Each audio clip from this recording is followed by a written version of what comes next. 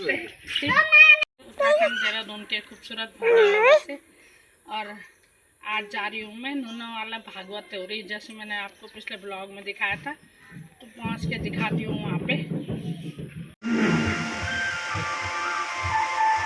भगवान गए और कहा मामा जी प्रणाम। धोबी ने देखा, अरे ये हमें मामा जी बोल रहे, कौन हो तुम? अरे बोला आपने हमें नहीं पहचाना? मथुरा के महाराज कंस जो है ना, उनके भांजे हम, नाम है श्री कृष्ण, कन्हैया बोलते हैं प्यार से। अच्छा तो तुम ही हो कन्हैया? जाओ जाओ बेटा, बहुत अच्छा स्वागत सत्कार होगा। भगवान ने कहा वो तो हम देख लेंगे, लेकिन एक काम था आपसे। क्या? बोला ये जो वस्त्र है ना आपके पास कोटली में रखे, ये वस्त्र थोड़ा हमारे को ब्रजवासियों को दे देंगे?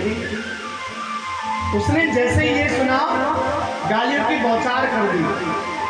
एक मार गालिन, तेरे को मालूम है ये महाराज कंस के वस्त्र हैं और तू इन्हें पहनेगा? तेरे ब्रजवासियों की ये हिम्मत? बहुत सारी गालियां दी। भगवान ने एक थप्पड़ मारा गाल पट्टे पे, तो गर्दन ही साफ हुई एकदम एक तरफ। ब्रजवासियों से भगवान ने कहा पोटली खोलो और जितने जो कपड़े जिसको पसंद आ रहे सब पहनो। ब्रजवासियों ने पोटली खोली और जितने जो कंस के कपड़े थे सब पहन लिए। अब चलने लगे तो कहाँ महाराज कंस इतने लंबे चौड़े और कहाँ छोटे छोटे ब्रजवासी, और चलने लगे तो पूरी सड़क साफ हुई। ब्रजवासी बोले भैया देख कन्हैया, ये कपड़े अपना आप ही लग रहे हैं कि मांगे हुए हैं, इसलिए जो है थोड़ा व्यवस्था बना। बोला चलो आगे बढ़ते। आगे गए तो देखा एक दर्जी से राम राम किया, भैया हमारे ब्रजवासियों की वस्त्र थोड़ा सा व्यवस्थित कर दो। दर्जी ने मन में सोचा हाँ कि अभी मैंने देख लिया उस धोबी का क्या हाल किया, इसलिए बोला हाँ महाराज आओ आओ जल्दी से। और सबके वस्त्र लिए और सब व्यवस्थित कर दिए और भगवान ने दिव्य आशीर्वाद दिया। और आज आप देख रहे हैं दर्जी बड़े बड़े फूल रहे, जितने का कपड़ा नहीं उससे ज्यादा सिलाई है। बोलो राधे राधे, भगवान का ही आशीर्वाद है। आगे गए, ब्रजवासियों ने कहा लाला वस्त्र तो बहुत व्यवस्थित हो गए, लेकिन गला बिल्कुल सूना है और ब्रजवासियों के गले में जब तक माला नहीं पड़े तब तक आनंद नहीं आता। आगे पहुंचे, सुदामा नामक एक माली था, उसने भगवान के गले में माला डाली और सारे ब्रजवासियों के गले में भी डाला। भगवान ने कहा अब कोई कमी नहीं, बस लाला सब चकाचक है, लेकिन बस एक छोटी सी कमी है। क्या? बोला कमी ये है कि ब्रजवासियों का माथा बड़ा सोना अच्छा नहीं लगता। अब मोटा सा चंदन यदि मिल जाए तो आनंद आ जाए। सामने से देखा एक देवी जी आ रही थी, कुब्जा, सैरंदी नाम था। सो तुरंत भगवान ने कहा हे गजगामिनी। उसने पहली बार हे सुंदरी, हे गजगामिनी इस तरह से संबोधित किया भगवान ने, और उसने पहली बार ये नाम सुना था हे सुंदरी। जब उसने देखा, कह रहे महाराज मुझे पुकारा? बोला हाँ हाँ आप ही तो हैं। उसने कहा बताएं प्रभु क्या काम है? बोला आपके पास क्या है? बोला एक चंदन का कटोरा है। कहाँ लेके जा रहे हो? बोला महाराज कंस के पास। बोला तो एक काम करो ना, महाराज कंस को दिन तक चंदन लगाते हो, आज हमारे ब्रजवासियों को थोड़ा लगा दो। उसने कटोरा दे दिया, ब्रजवासियों ने अपने माथे पे लगाया और बाद में कटोरा खाली करके दे दिया। तो भैया ने कहा बताओ हे कन्हैया, इसका कटोरा वहां जा रहा था चंदन का, इसको कुछ तो दे दे। भगवान ने तुरंत उसके पैर के अंगूठे को अपने चरण के अंगूठे से अपने चरण से दबाया और गर्दन में पकड़ करके ऐसे जोर का झटका मारा कि उसके तीनों पुर्जे गायब हो गए। परम सुंदरी दिव्य आशीर्वाद दिया। भगवान आगे बढ़े, व्यापारियों ने दिव्य स्वागत किया। कंस के मुख्य सभागार में पहुंचे। कंस के मुख्य सभागार में बहुत बड़ा धनुष रखा हुआ था और कंस को वो धनुष से भगवान परशुराम ने दिया। और परशुराम ने कंस को जब धनुष दिया तो कहा कि कोई ये धनुष तोड़ नहीं सकता, और जिसने ये धनुष तोड़ लिया वो तुझे छोड़ नहीं सकता। भगवान ने जब देखा दाऊ भैया से कहा, देखो ये धनुष कितना प्यारा है, जरा उठा ले। तो धनुष के जो रक्षक थे, बाकी सैनिक थे, वो हंसने लगे। एक छोटा सा बालक का धनुष उठाने की बात कर रहा है, भगवान परशुराम का धनुष। दाऊ भैया ने कहा कन्हैया अब ये हंस रहे हैं तो इनको जरा दिखा दे। भगवान ने तुरंत बाएं हाथ से जैसे धनुष उठाया और प्रत्यंचा चढ़ाना चाह रहे थे तो धनुष टूट गया, और धनुष के टूटने का शब्द कंस के कानों में जा पड़ा। और सैनिकों ने और बता कि महाराज कृष्ण ने धनुष तोड़ दिया है। जो उसने ये सुना कि धनुष टूट गया, समझ गया कि मेरी भी गारंटी खत्म। सैनिक दौड़े भगवान को मारने के लिए। एक टुकड़ा दाऊ भैया ने संभाला, एक टुकड़ा भगवान ने संभाला, और जितने भी सैनिक थे सबको कल्याण कर दिया, उद्धार कर दिया। अब तो कंस के मन में भय हो गया।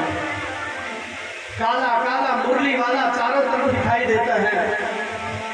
बात करते हुए सामने वाले की काली पुतली, आंखों की काली पुतली में भी उसे वही काला काला बोलने वाला दिखाई देता है। जल पीते वक्त लोटे में परछाई यदि काली काली दिखती है तो लोटा फेंक के मार देता है। भगवान को वापस आए विश्राम घाट, लेकिन अब कंस को नींद नहीं। बड़े बुरे बुरे सपने देखने लगा। सपने देखता है कि मैं दक्षिण दिशा में गधे में बैठ करके जा रहा हूं। चलते वक्त अपनी परछाई में छिद्र दिखाई देने लगे। प्राण घोष होता है। हमारे अंदर एक नाद ब्रह्म चलता रहता है, एक आवाज चलती है, उसको प्राण घोष कहा जाता है। और कभी अकेले में बैठ करके कान बंद करके सुनो ना तो एक आवाज अंदर से चलती रहती है, उसको नाद ब्रह्म कहा जाता है। कंस ने जब सुना, अनुभव किया कि मेरा प्राण घोष भी बंद हो गया है, तो समझ गया कि अब मेरी मृत्यु निकट है। पहले के संत महात्मा जो बता देते थे ना कि मेरी मौत आने वाली है, तो उसी प्राण घोष, क्योंकि मृत्यु से कुछ समय पहले ही वो प्राण घोष बंद हो जाता है। तो मृत्यु सूचक कुछ स्वप्न होते हैं।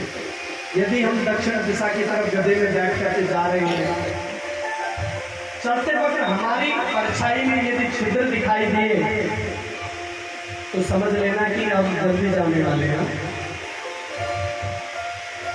बोलो राधे राधे।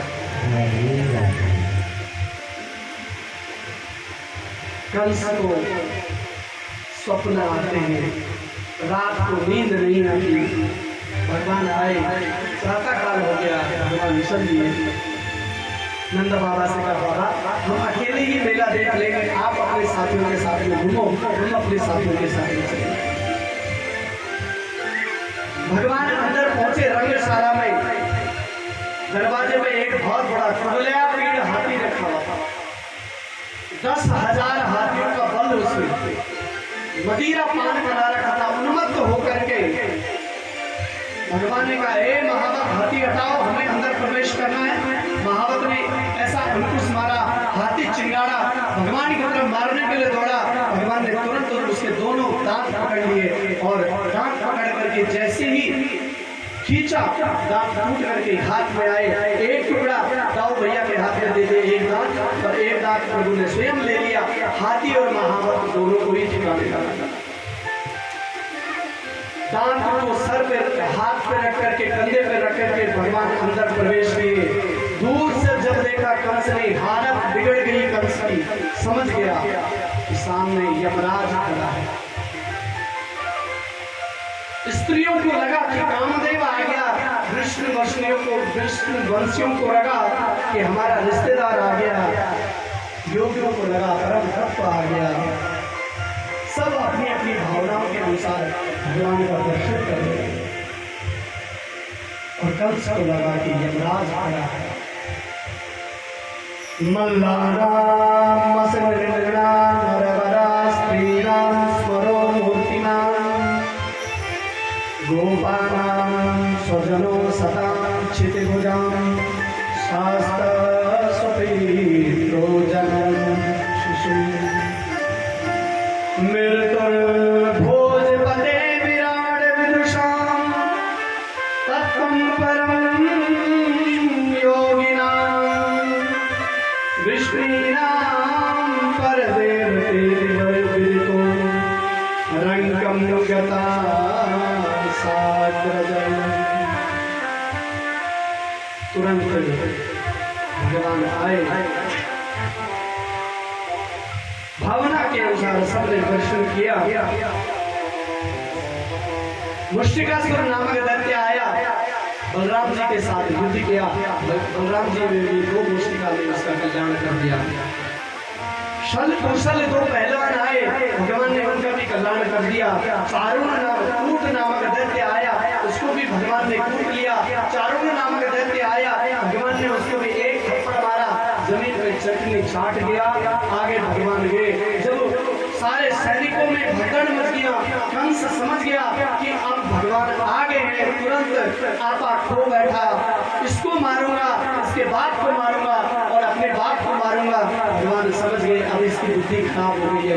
तुरंत भगवान ने छलांग लगाई कंस के सिंहासन पे और तुरंत बाल पकड़ करके धक्का मारा। ऊपर से भगवान स्वयं चढ़ पड़े।